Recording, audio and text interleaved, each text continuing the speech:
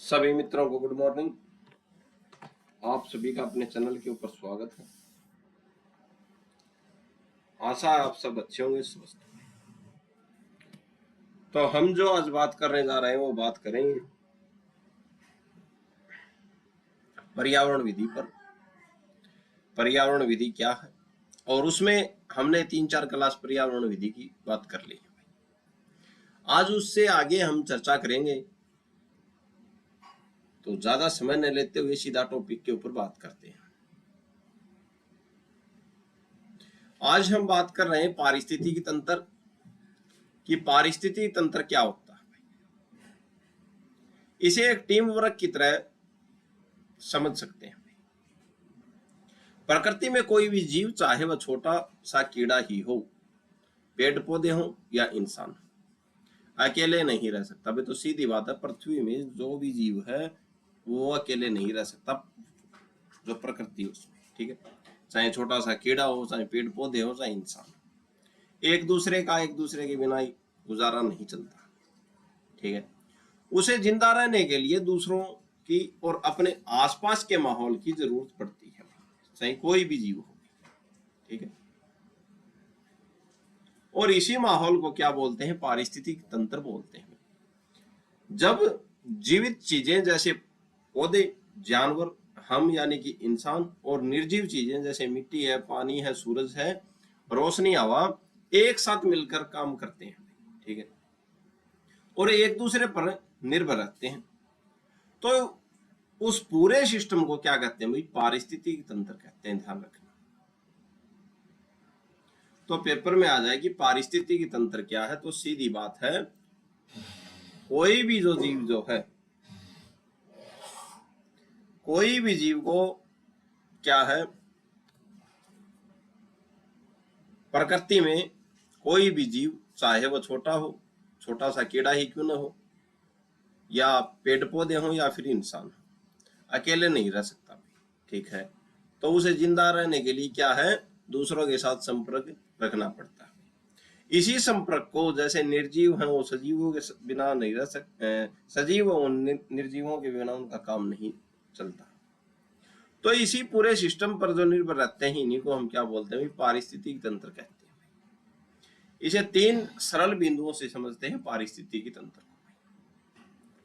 आपसी निर्भरता, जैसे पौधों को बढ़ने के लिए सूरज की रोशनी, मिट्टी और पानी निर्जीव की तरह जरूरत है।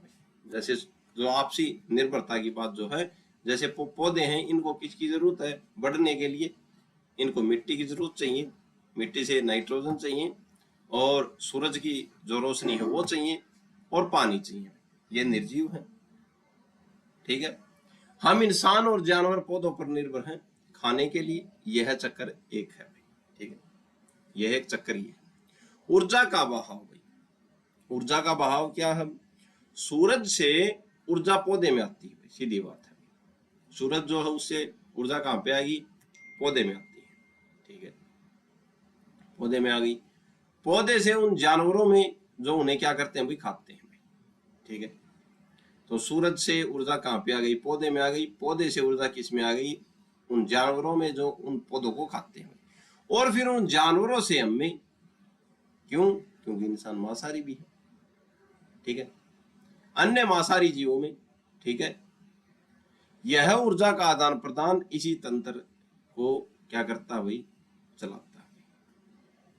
तो आपसे निर्भरता देख ली हमने। ऊर्जा कभी खत्म नहीं होती, एक जो है दूसरी जगह बदलती रहती है। बदलाव के साथ ढलना, भाई अगर पर्यावरण में थोड़ा बदलाव आता है, जैसे गर्मी बढ़ जाना या बारिश कम होना, तो जीव भी खुद को उस हिसाब से डालने की कोशिश करते हैं ताकि वे जिंदा रह सके, ठीक है। एक छोटा सा उदाहरण देखते हैं भाई। एक तालाब एक पारिस्थितिकी तंत्र है भाई, ठीक है भाई। अब तालाब में क्या है? पानी भी है, मिट्टी भी है, और निर्जीव भी है। वहां की मिट्टी क्या है? निर्जीव, और पानी भी क्या है? निर्जीव है भी दोनों। अब इनमें कौन रह रहे हैं? मछलियां रह रही हैं, पौधे और छोटे कीड़े जीवित हैं, ठीक है। ये सब मिलकर एक संतुलन बनाते हैं भाई। अगर आप तालाब से पानी निकाल देंगे या मछलियां खत्म कर देंगे, तो वह पूरा संतुलन बिगड़ जाएगा। ठीक है, यह है पारिस्थितिकी। आगे चर्चा करते हैं पर्यावरण। पर्यावरण के बारे में, पर्यावरण क्या है? हमारा चारों तरफ का घेरा क्या है भाई? पर्यावरण है। ठीक है, कि हमारे आसपास जो भी वस्तु जो है वो सब क्या है? पर्यावरण है। जैसे कि आपने आइंस्टीन के शब्दों में पढ़ा, आइंस्टीन महोदय ने कहा था पर्यावरण वह सब कुछ है जो मैं नहीं हूं। ठीक है, तो आइंस्टीन महोदय ने कहा था कि पर्यावरण वह सब कुछ है जो मैं नहीं हूं। यानी आपके अलावा आपके आसपास जो कुछ भी है वह सब क्या है? पर्यावरण का हिस्सा है। ध्यान रखना। ठीक है, आइए इसे सरल शब्दों से समझते हैं भाई, पर्यावरण क्या है। इसे स्पोर्ट जो सिस्टम जो होता है उसकी तरह देखें। यह हमारे चारों तरफ का वह वातावरण है जिसमें हम रहते हैं भाई। इसमें हवा, पानी, मिट्टी, पेड़ पौधे, सूरज की रोशनी और जीव जंतु सब शामिल है।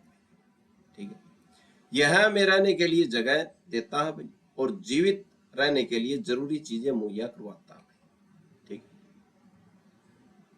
तो जीवित रहने के लिए जरूरी चीजें मुहैया करवाता हमको और क्या है? रहने के लिए हमको जगह देता है। इसके दो मुख्य हिस्से हैं किसके? पर्यावरण के। एक तो निर्जीव चीजें, एक जीवित चीजें। निर्जीव चीजें कौन सी हैं? जो हमको मुहैया करवाई जाती हैं, हवा, पानी, सूरज, पहाड़, मिट्टी, ये हमें आधार देते हैं। जीवित चीजें जो है वो कौन सी हैं? जैसे पेड़ पौधे, जानवर, सूक्ष्म जीव और हम, ये सब एक दूसरे के साथ मिलकर रहते हैं।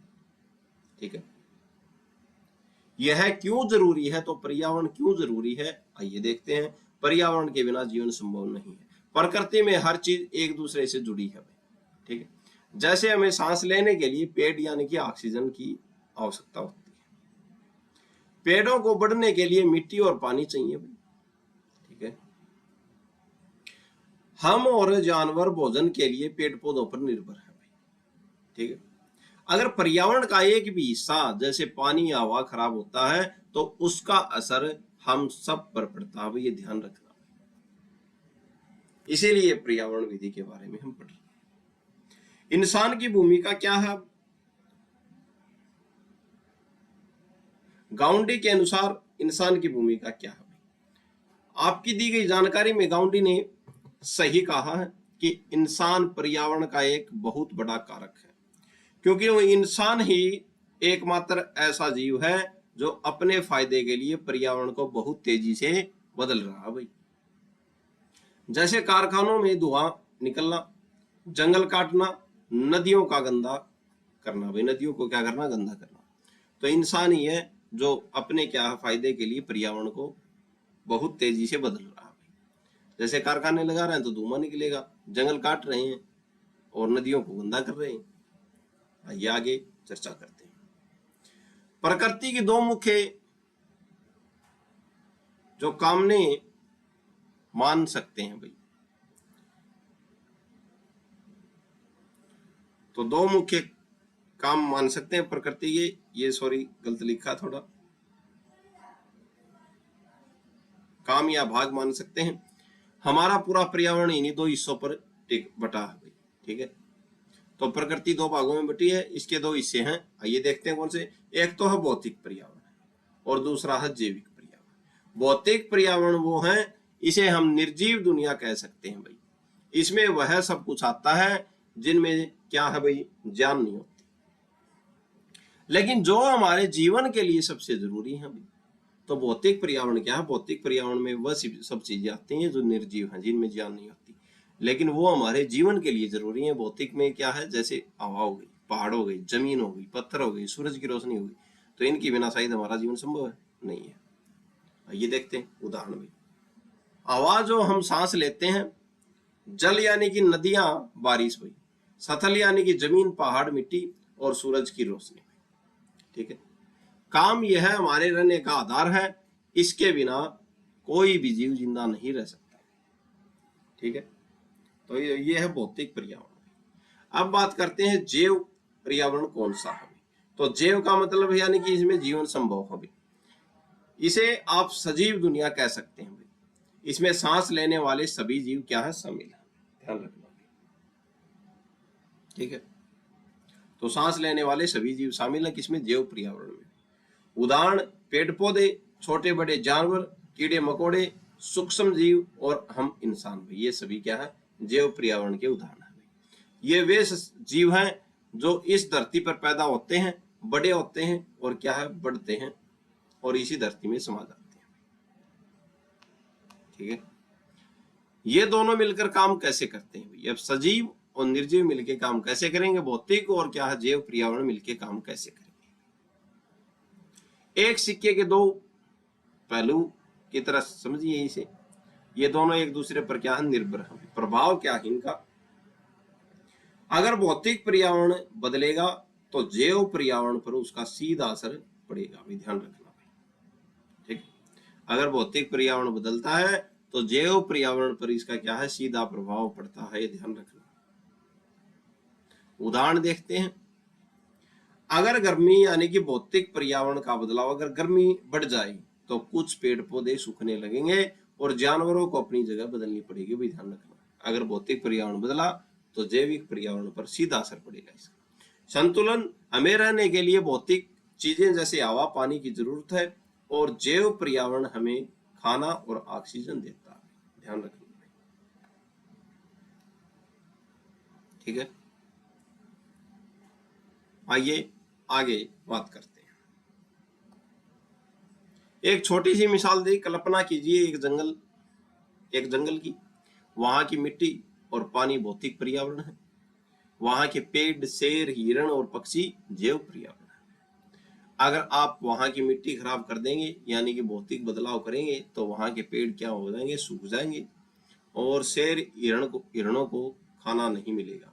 ठीक है, और शेर हिरणों को खाना नहीं मिलेगा, लगा लो हिरण को खाना नहीं मिलेगा तो शेर को कहां से मिलेगा। तो जैव प्रभाव यानी दोनों एक दूसरे को बनाए रखते हैं, ध्यान रखना। पारिस्थितिकी कारक क्या है, इन्हें आप प्रकृति के संचालन करने वाला बल मान सकते हैं, जो यह तय करते हैं कि किसी जगह पर जीवन कैसा होगा। आपने जो 3 नाम दिए उनका मतलब ये है, ये देखते हैं कौन से, जो पारिस्थितिकी कारक के बारे में बात करते हैं। पहला है जैव कारक, इसका सीधा सा मतलब है जीवन का प्रभाव।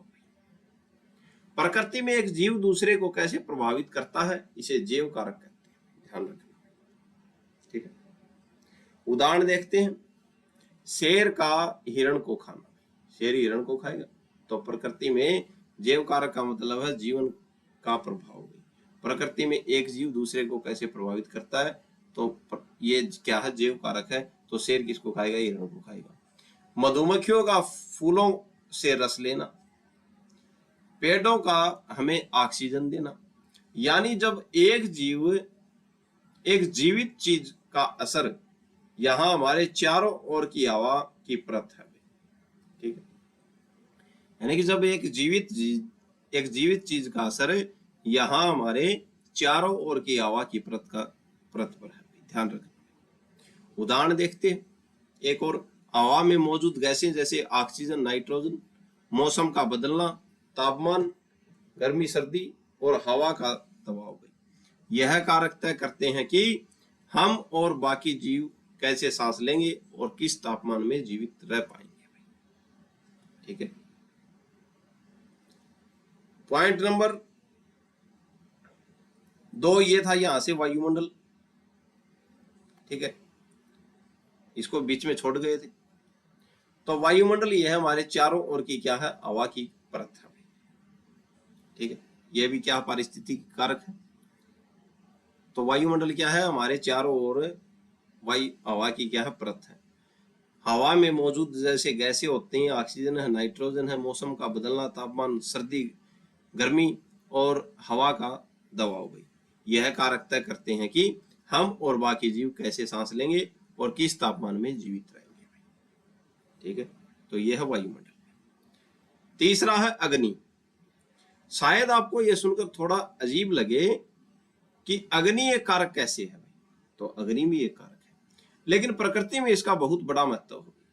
उदाहरण देखते हैं, जंगल की आग प्रकृति का एक ऐसा हिस्सा है। पुरानी घास या सूखे पेड़ों को जलाकर यह नई वनस्पति के उगने के लिए रास्ता साफ करती है। ठीक है, यह मिट्टी को भी उपजाऊ बनाने में मदद करती है। राख के जरिए भी, राख जहां पे पड़ेगी वहां पे मिट्टी उपजाऊ हो जाती है। यह एक तरह से प्रकृति की सफाई और नवीनीकरण की प्रक्रिया है भाई। क्या? अग्नि भाई, यह भी एक जैव कारक है। यह भी क्या है? पारिस्थितिकी कारक है। सॉरी, आइए आगे चर्चा करते हैं। जैविक कारक,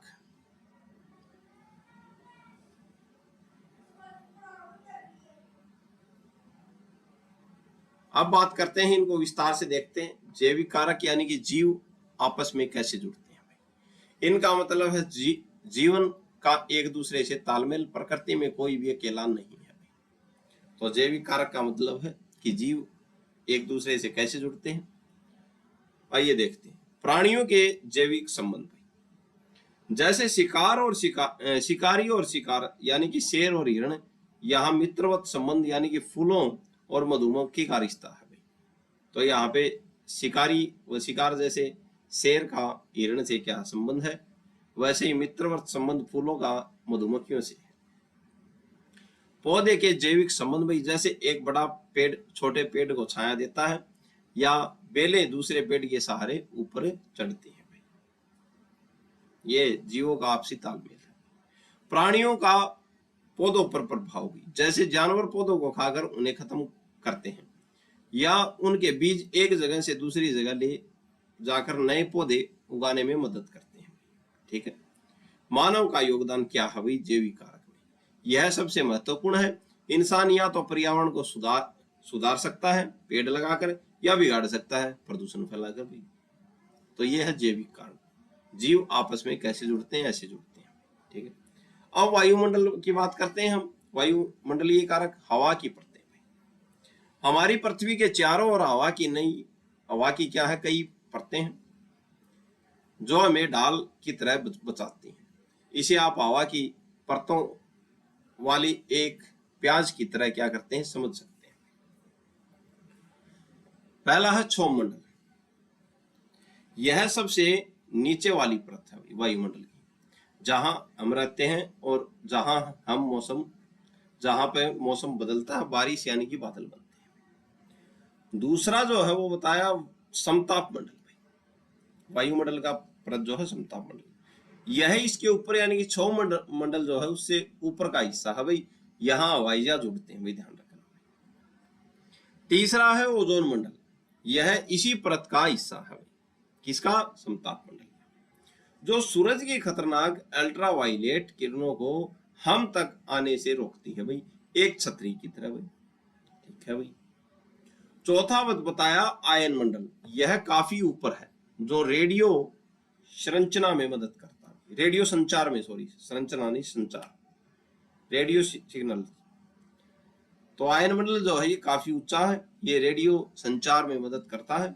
क्षोभ सत्र का मतलब है वह निचली परत जहां हवा और जमीन का सीधा संपर्क होता है। तो यह है वायुमंडल कारक। आइए आगे देखते हैं। आगे है अग्नि कारक। अग्नि का रूप, प्रकृति में आग केवल तबाही नहीं बल्कि सफाई और नई शुरुआत का जरिया भी है भाई। इसके 3 रूप हैं भाई। शिखर अग्नि भाई, जो पेड़ों की ऊंची चोटियों पर फैलती है भाई। यह सबसे खतरनाक होती है क्योंकि यह तेजी से एक पेड़ से दूसरे पेड़ पर कूदती है भाई। इसको बोलते हैं शिखर अग्नि।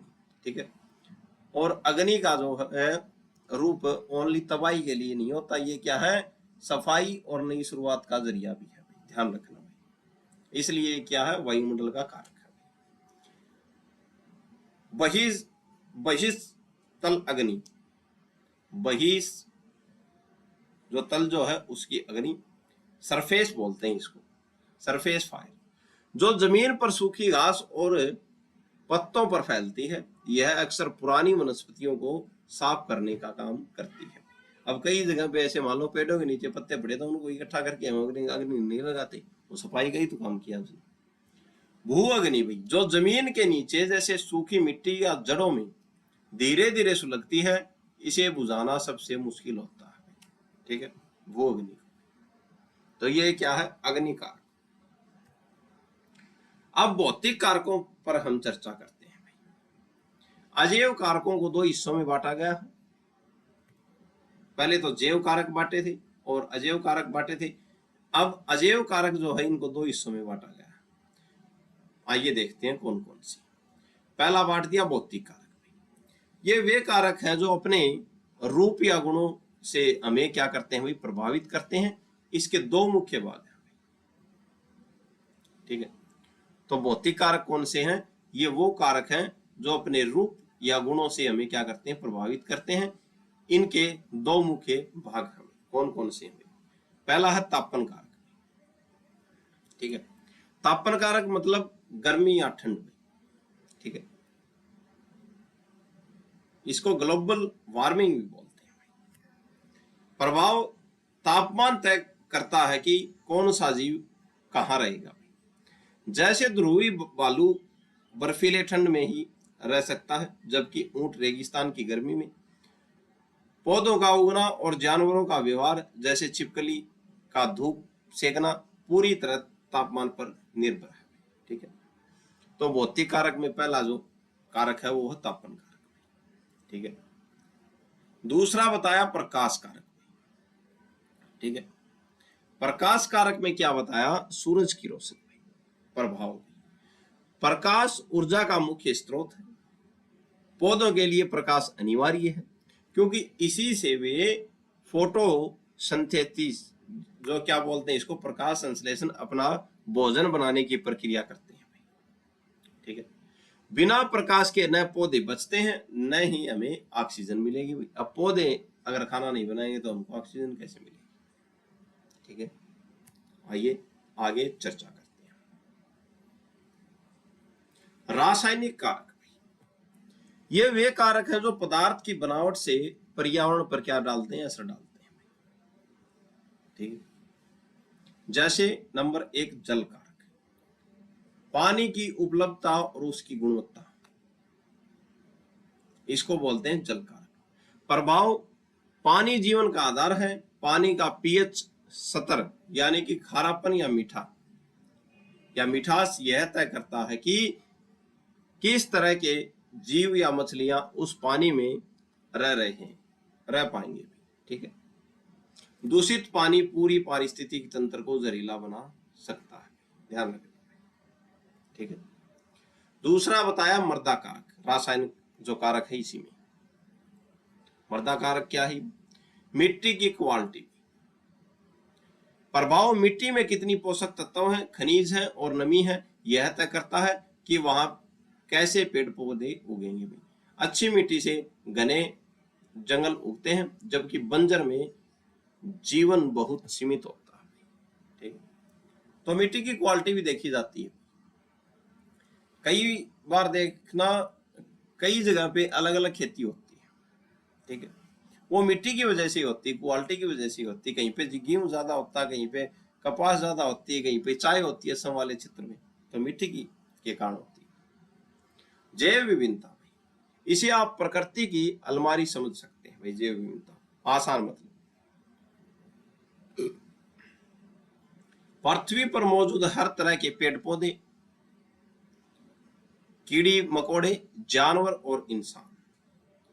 इसमें जो अंतर है, जैसे कोई शेर है, कोई चींटी है, कोई नीम का पेड़ है, कोई आम का पेड़ है, वही क्या है भाई, जैव विभिन्नता, यानी कि जीवों की विभिन्नता। अलग अलग प्रकार के क्या है, जीव है, इनको क्या बोलते हैं, जैव विभिन्नता बोलते हैं। क्योंकि जरूरी है हर जीव का अपना एक काम है।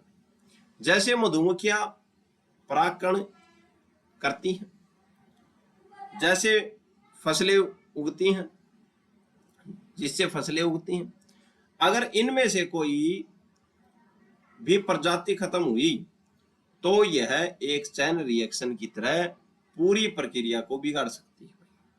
ठीक है, जैसे मधुमक्खियां एक फूल से दूसरे फूल पे जाती हैं तो क्या है, वो परागकण करेंगी। ठीक है, जिससे फूलों की संख्या बढ़ेगी, जैसे फसलें उगती हैं। अगर इनमें से कोई क्या है, कोई भी प्रजाति खत्म हुई तो यह एक चैन क्या करेगी, रिएक्शन जो चैन है वो टूट जाएगी और प्रकृति बिगड़ जाएगी। ठीक है।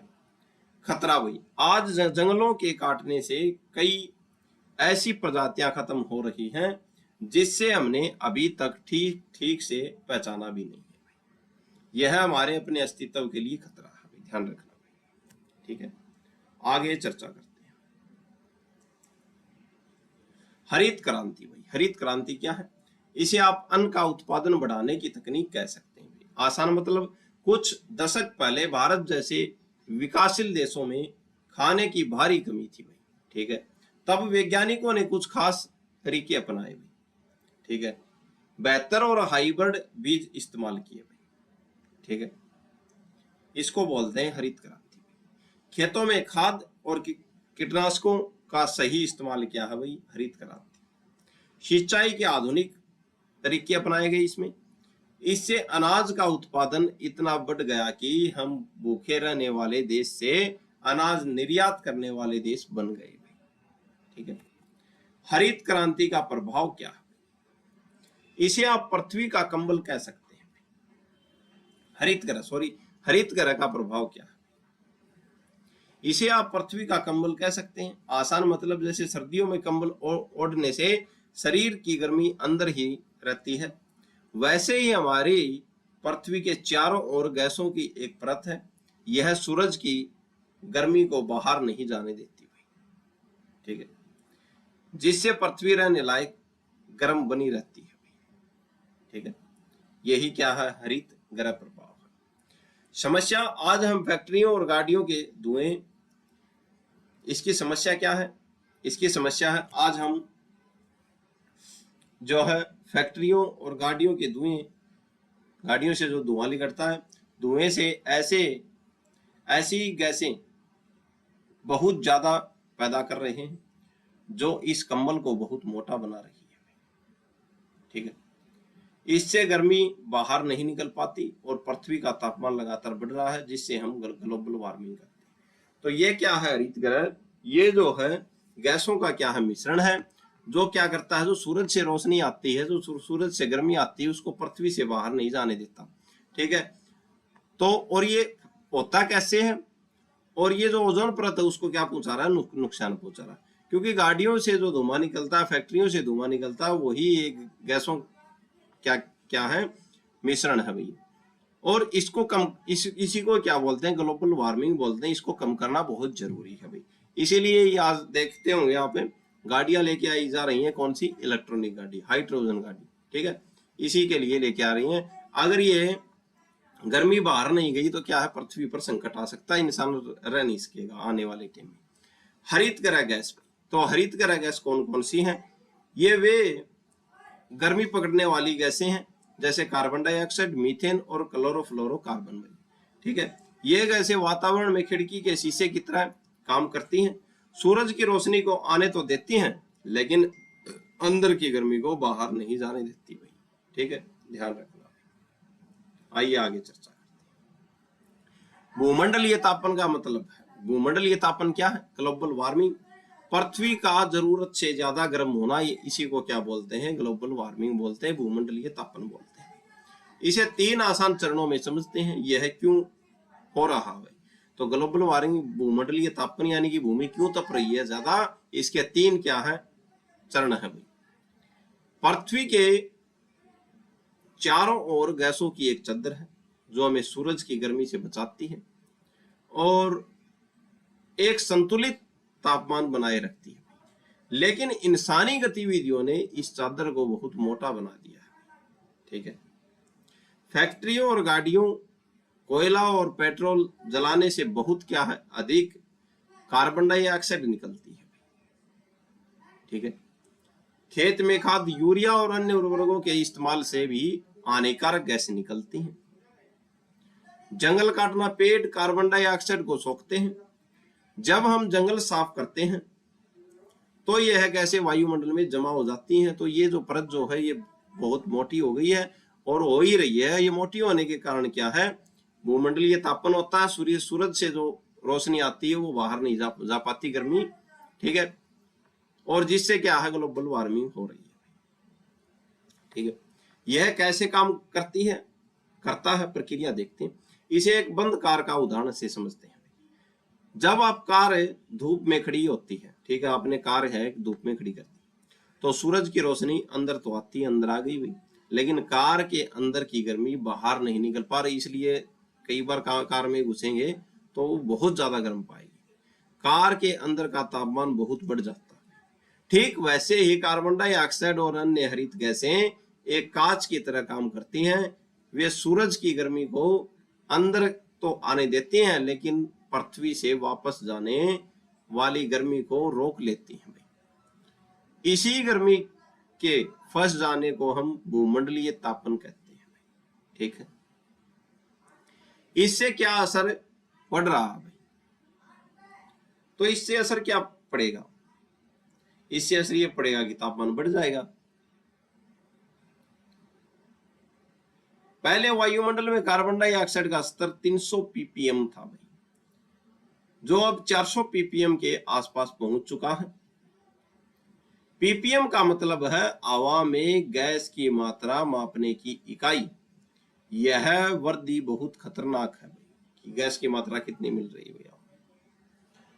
तापमान बढ़ना भाई, धरातल क्या है, गर्म हो रहा है, जिससे ग्लेशियर यानी कि बर्फ पिघल रही है।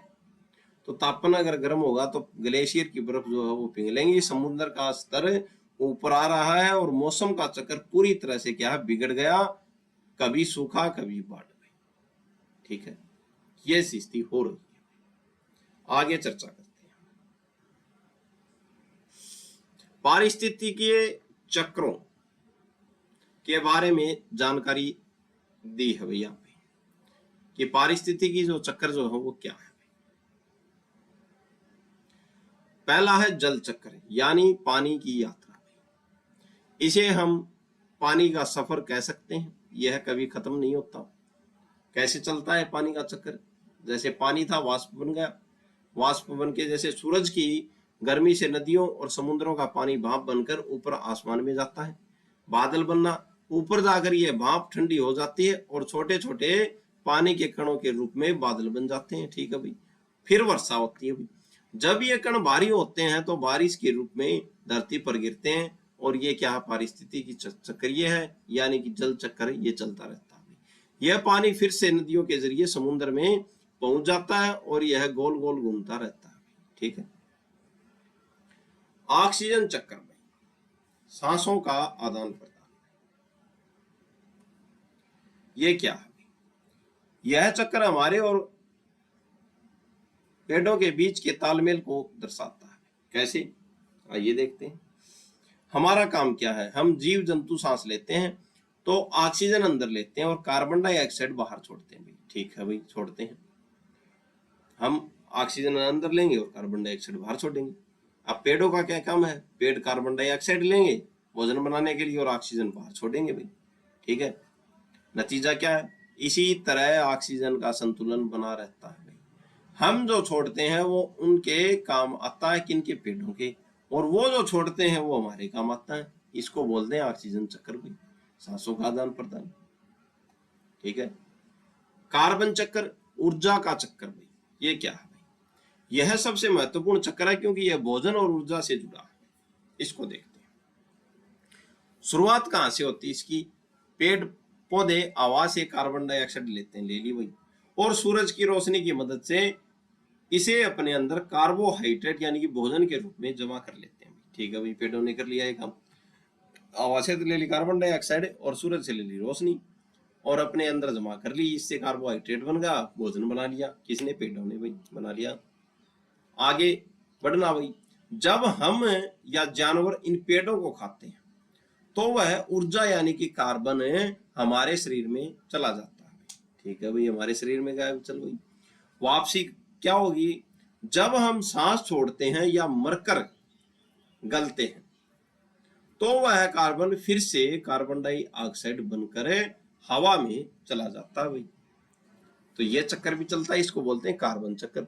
इस तरह हवा की कार्बन पौधे में गई, पौधे से हम में आई और फिर हमसे हवा में चली गई। ये चक्कर भी चलता रहता। हवा से फिर क्या है? पौधे फिर ले लेंगे इसको। कार्बन डाइऑक्साइड वैसे तो प्रकृति के लिए एक जरूरी तत्व है, लेकिन जब यह हद से ज्यादा बढ़ जाती है तो एक जहर जैसी हो जाती है। इसे एक संतुलन की तरह देखिए। किसको? Carbon dioxide. यह प्रकृति के लिए क्यों जरूरी है? तो कार्बन डाइऑक्साइड प्रकृति के लिए बहुत, वैसे तो जरूरी है बहुत, लेकिन ये हद से ज्यादा अगर बढ़ जाए तो एक जहर बन जाती है। यह प्रकृति के लिए क्यों जरूरी है? आइए देखते हैं। जैसे हमें जिंदा रहने के लिए भोजन चाहिए, वैसे ही पृथ्वी को गर्म और संतुलित रहने के लिए हवा में थोड़ी मात्रा में क्या चाहिए? कार्बन डाइऑक्साइड की जरूरत होती है। ठीक है। वैसे यही वह गैस है जो सूरज की गर्मी को थोड़ा थाम कर रखती है। ठीक है, ताकि रात में पृथ्वी बहुत ज्यादा ठंडी न हो जाए। इसीलिए 2300 अरब टन की मात्रा की को प्रकृति ने एक सही लिमिट माना है। तो ये माना कि 2300 टन की मात्रा अगर है कार्बन डाइऑक्साइड की, तो क्या है? एक सही माना गया। ठीक है, और इससे आगे की जहर बन जाती है। आइए आगे बात करते हैं। यह बढ़ क्यों रही है? इंसानी दखल। तो कार्बन डाइऑक्साइड बढ़ क्यों रही है? इंसानी दखल। अभी इंसानों ने अपनी सुख सुविधा के लिए इस संतुलन को बिगाड़ दिया। कैसे बिगाड़ा? कारखाने और वाहन में हम जितनी ज्यादा गाड़ियां और फैक्ट्रियों का इस्तेमाल करते हैं, उतना ही ज्यादा धुआं निकलता है। यह धुआं सीधे हवा में जाकर कार्बन डाइऑक्साइड का लेवल बढ़ा रहा है। पहला पॉइंट। दूसरा, लकड़ी और कोयला। जब हम लकड़ी या कोयला जलाते हैं तो वह दबी हुई कार्बन को एकदम से आजाद कर देता है। ठीक है भाई, जो हवा में घुल जाती है। भाई ये क्या कर रहा है? बढ़ा रहा है कार्बन डाइऑक्साइड हवा में। फिर वनों की कटाई। पेड़ नेचर के वैक्यूम जो क्लीनर है होते हैं। भाई पेड़ जो है वो प्रकृति के क्या है? सफाई करता होते हैं। वे कार्बन डाइऑक्साइड को हवा से खींच लेते हैं। भाई जब हम जंगल काट देंगे तो हवा में मौजूद यह गैस साफ होने के बजाय वहीं की वहीं रुकती रहती है और बढ़ती रहती है। ठीक है, तो इंसानी दखल ये जो है 3 प्रकार से हमने देखे। और आज के लिए जो है इतना ही। आशा आपको क्लास अच्छी लगी होगी, पसंद आई होगी। तो आज के लिए इतना ही। धन्यवाद धन्यवाद धन्यवाद। चैनल को लाइक करें, शेयर करें, अपने मित्रों तक पहुंचाएं। धन्यवाद।